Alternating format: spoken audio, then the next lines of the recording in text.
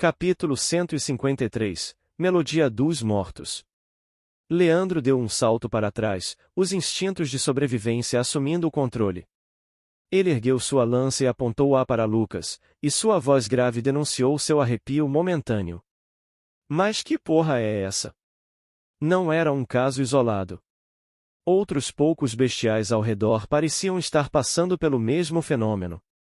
Alguns encaravam o céu, os rostos contorcidos em algo entre dor e êxtase.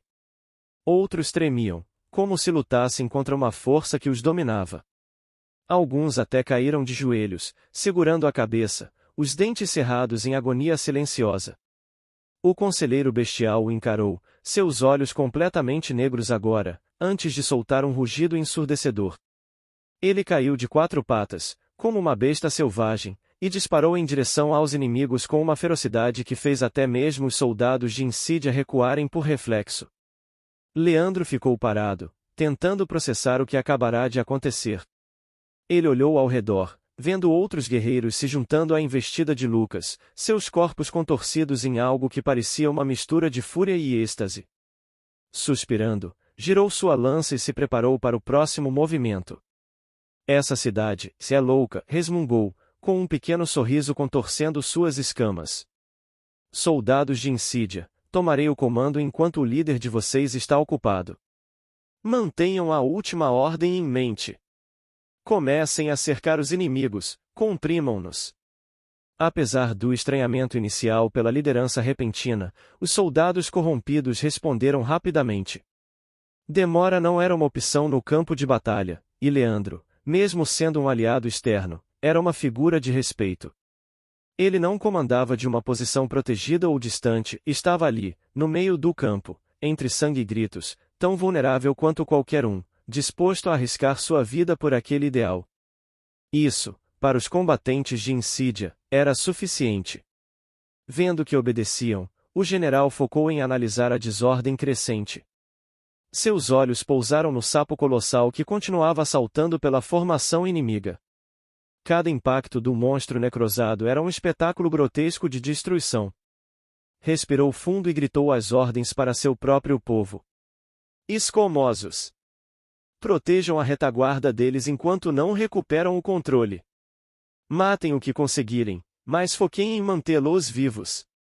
Enquanto isso, no lado de Barueri, a desordem se instalava de forma quase irreversível. Os mortos-vivos não eram muitos, mal passavam de um punhado de criaturas no meio de um mar de inimigos, mas, apesar de seus movimentos desajeitados e espasmódicos, avançavam com determinação aterrorizante. A visão de antigos companheiros de armas levantando-se para atacar era algo que muitos não conseguiam encarar sem hesitação. Aquilo havia se tornado mais que uma batalha física, era uma guerra psicológica. Assim, os arqueiros, que antes dominavam o campo, agora se viam acuados. Flechas eram disparadas em todas as direções, mas pareciam inúteis contra os corpos que não sentiam dor. Mesmo quando cravavam nas cabeças ou torsos dos mortos, os zumbis simplesmente continuavam avançando, como marionetes movidas por algo invisível. Cortem as articulações! Ordenou uma voz anônima em meio ao pandemônio. Não percam tempo tentando matá-los, eles já estão mortos. O soldado parecia ter dito algo óbvio, mas ajudou os demais a terem clareza em suas ações. Ainda assim, os únicos que conseguiam conter, ao menos parcialmente, a maré de cadáveres eram os sombrios. Com suas espadas curtas e precisão letal, arrancavam braços e pernas dos renascidos, os quais, quando reduzidos a pedaços, finalmente voltavam a ser cadáveres inertes. Por cada um que derrubamos, outro se levanta. Gritou um dos guerreiros encapuzados, ofegante, enquanto girava sua lâmina para cortar as pernas de outro morto que se arrastava. Parece um número fixo, murmurou outro enquanto se defendia. É uma sorte que não levantem todos ao mesmo tempo. A suposição trouxe um alívio momentâneo, afinal, talvez a estranha fumaça negra fosse finita. No entanto, mesmo com essa fagulha de esperança, a situação estava longe de ser controlada. Cada baixa entre os soldados de Barueri fornecia mais matéria-prima para o exército de mortos, tornando a luta um ciclo infernal. E, mesmo com toda a confusão, um problema ainda maior pairava sobre eles: o sapo morto-vivo que seguia em sua carnificina. Ele era o catalisador do caos, o epicentro da desordem.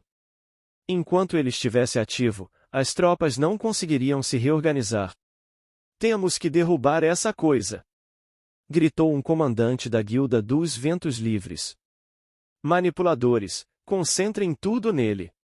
A ordem foi ouvida, mas não era fácil segui-la.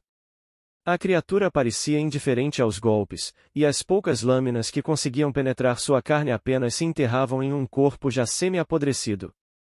Mesmo quando uma ocasional manifestação de mana arrancava grandes pedaços de carne, ele sequer tremia, apenas se preparando para mais um salto. Os puros ficavam cada vez mais aterrorizados, e seus números diminuíam um pouco a cada minuto. Vendo que não conseguiriam se livrar da criatura verde, começaram a tentar desviar de seus ataques, minimizando os corpos esmagados, mas o círculo inimigo cada vez mais apertado os limitava. Leandro, ao longe, observava tudo com um olhar cheio de animação ambígua.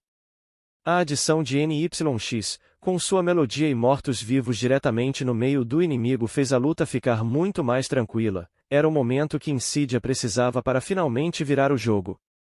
Ainda assim, havia uma ponta de pragmatismo em seu semblante.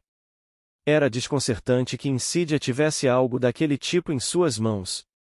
Não era alguém com preconceito com as sombras, para ele, não passavam de um tipo diferente de corrompidos que acabou ficando um pouco mais popular.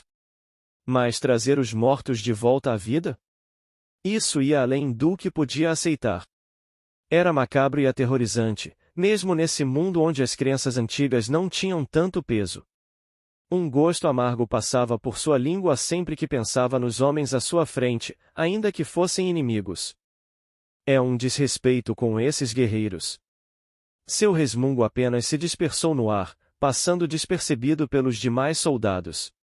Sabia que, na verdade, não tinha o direito de reclamar. Sem esse poder sombrio, muito mais de seus próprios amigos e familiares morreriam. Era uma bênção amarga. Mantenham a formação. A vitória está ao nosso alcance. Sua voz ecoou mais uma vez conforme tentava dispersar seus pensamentos conflitantes, trazendo uma nova onda de determinação para os soldados de Insidia. Porém, foi tão alta que finalmente incomodou os quietos observadores do bosque ao lado. O casal contrastava completamente com o caos que os cercava. Abraçados, pareciam alheios ao pandemônio.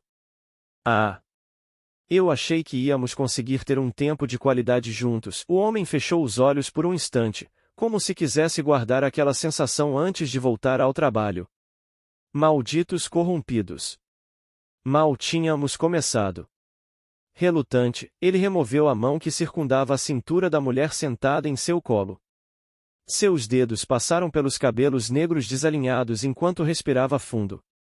Seus trajes estavam longe da formalidade de um campo de batalha, e a camisa de tecido leve estava desabotoada até o peito, revelando a pele bronzeada marcada por cicatrizes. As mangas estavam enroladas até os cotovelos, e usava uma calça de linho escura, presa por um cinto de couro já gasto. Apesar do visual relaxado, havia algo nele que exalava um controle quase inquietante, como se cada movimento fosse deliberado. Ao seu lado, repousava um arco longo e robusto, com a madeira polida pela prática incessante. A corda parecia tão tensa quanto o próprio ar ao redor deles. Quando o homem o pegou, a mulher se levantou com um movimento gracioso. Seu corpo nu brilhava suavemente à luz das tochas que os cercavam. A pele era de um tom cálido, quase dourado, reluzindo suavemente. Suas curvas eram tão acentuadas quanto suas expressões eram controladas, e o contraste entre a suavidade de seus traços e a força sutil de sua postura criavam um magnetismo irresistível. Os cabelos negros e lisos caíam até os ombros, bagunçados, mas de uma forma que parecia cuidadosamente intencional. Ela não parecia apressada, mas havia um foco em seus olhos cinzentos, intensos como tempestades. Com um movimento hábil, ela puxou o traje de couro justo que estava ao seu lado e começou a se vestir. O material preto abraçou suas formas, ressaltando sua silhueta enquanto ajustava presilhas de seu cinto com a precisão de alguém acostumada à eficiência. O capuz foi puxado por último, ocultando seu rosto, deixando apenas seus olhos visíveis sob a sombra. Vou nessa. A gente se fala mais tarde, Mata. A voz dela era cortante, mas com uma familiaridade que deixava claro que aquilo era rotina. Mateus, que agora havia se ajoelhado no chão com o arco em mãos, não respondeu imediatamente. Seus olhos estavam fixos no horizonte, como se visse algo além do que estava visível para qualquer um. Fechou os olhos e inclinou a cabeça levemente, e o vento acariciou seu rosto, com o farfalhar das folhas trazendo um sussurro que só ele parecia entender. Vento leste, constante, velocidade aproximada de 23 km por hora, murmurou para si mesmo, sorrindo levemente antes de puxar a corda e soltar a flecha. O projétil desapareceu em um instante, cortando o ar com uma precisão quase cruel. Falou comigo?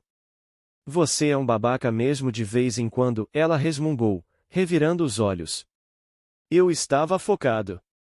Respondeu ele com um sorriso largo, inclinando-se um pouco para inspecioná-la. Seu olhar deslizou pelas curvas bem definidas que o couro apertado deixava ainda mais evidentes. Ele assoviou, batendo levemente na bunda dela antes que pudesse se afastar. Essa roupa sempre me pega desprevenido. Tem certeza que precisa ir? Sem se virar, a mulher ajeitou o cinto enquanto conferia as duas adagas presas nas laterais. É caro demais treinar novos soldados para deixá-los morrer assim, sua voz era fria e seus passos já começavam a afastá-la. E seria bom se os seus infelizes arqueiros cegos não acertassem ninguém do meu grupo de novo. Senão, não vai acabar bem para você. Ele ergueu as mãos em um gesto de rendição exagerada, enquanto voltava a pegar outra flecha em sua aljava. Tá. Até mais tarde, Rebeca. Sua voz soava como se ele soubesse que ela não responderia. E ele estava certo. Nem um segundo parecia ter passado, mas quando levantou os olhos, a mulher já havia desaparecido no meio da escuridão, como se nunca tivesse estado ali. Mateus soltou outro suspiro, prendendo a nova flecha na corda, e voltou sua atenção para o campo de batalha abaixo.